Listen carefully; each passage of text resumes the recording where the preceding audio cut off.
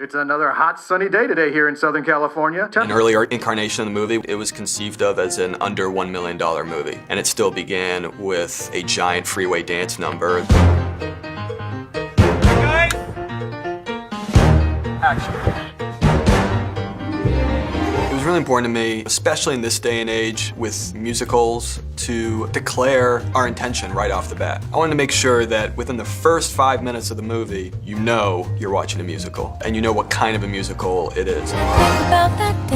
That was the logic behind not only starting with a musical number, but in a way starting with the most musical-esque number that you could imagine. It was to really have a big, loud cannon blast, so you better be careful, and you better leave now if you're not okay with that.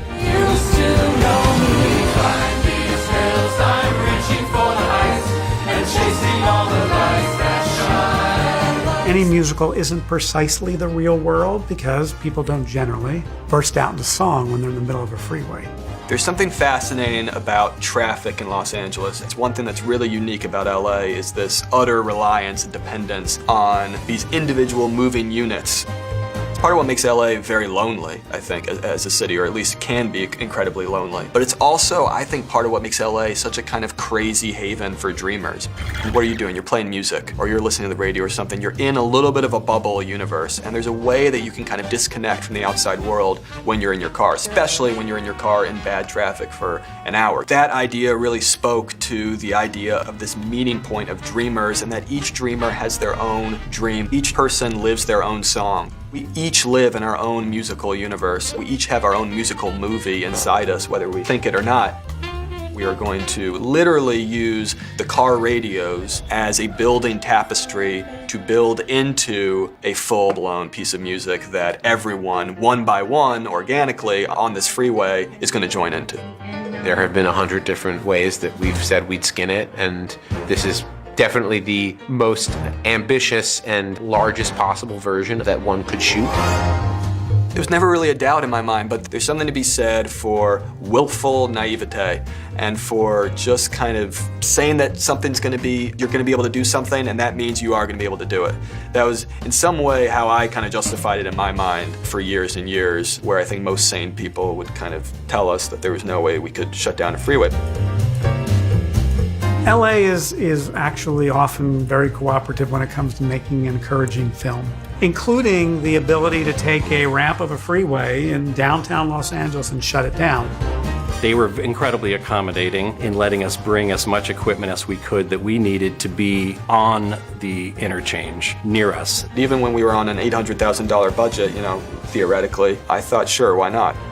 We were under strict regulations and rules, but nonetheless, we found a ramp that still allowed for traffic around it. One of the first things that I got the most giddy about was the fact that he wanted to shoot this like old style, no edits, if any. So it's like Birdman meets Singing in the Rain. Dance is happening around you.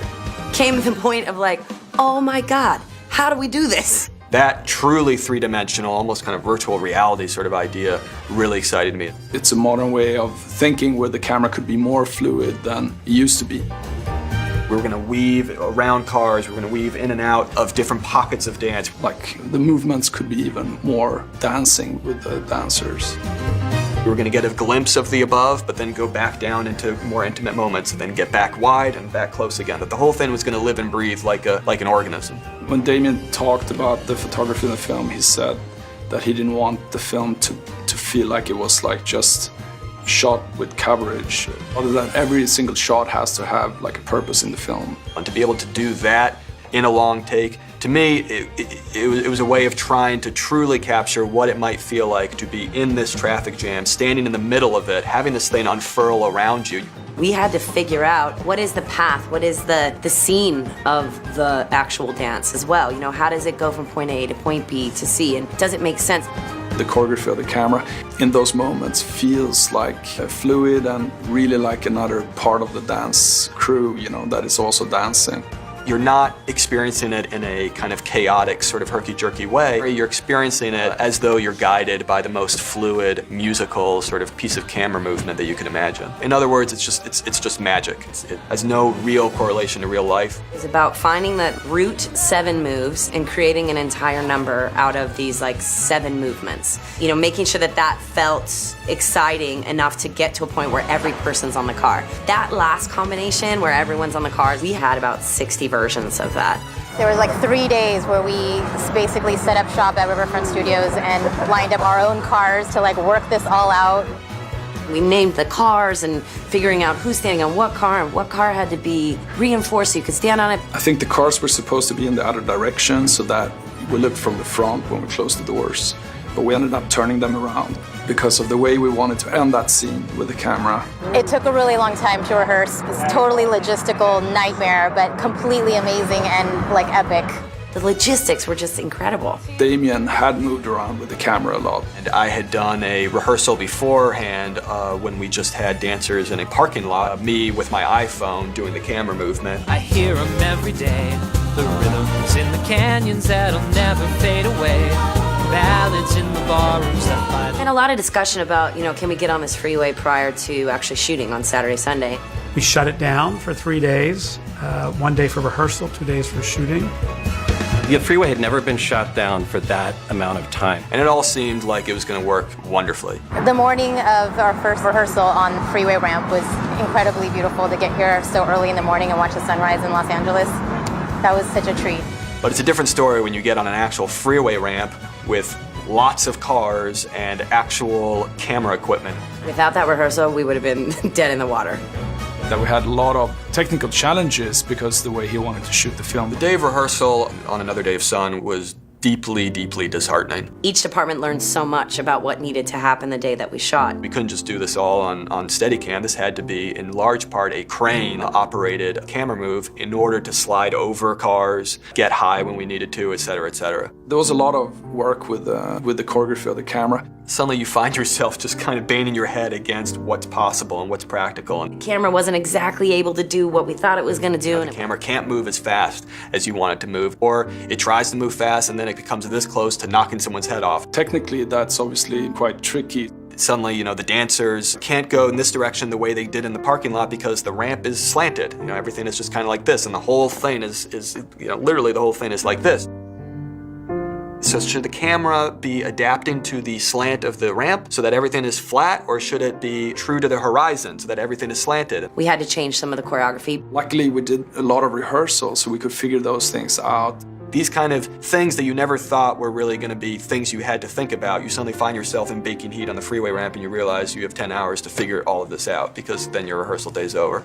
I had to recast people because certain people didn't fit what should be happening in the frame. I ended the rehearsal day feeling like the number was going to be a disaster.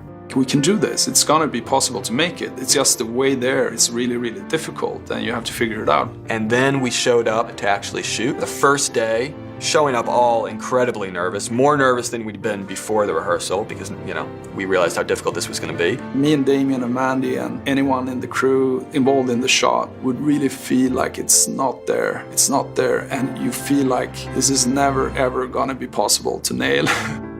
So by the time we'd get into the dozens and dozens of takes, you know, we could start to see that maybe this number would cut together. And then we showed up the second day, we had 2 days to shoot it, and the sky was literally the most thunderously overcast sky I've ever seen in LA. We show up at 7 a.m. and of course everyone's saying, you know, oh, it's just morning, it's, you know, the layer, it's gonna burn off. It's supposed to burn off by 9 a.m. 9 a.m. rolls around, hasn't burned off. I can permit a freeway, but I can't permit the sunshine.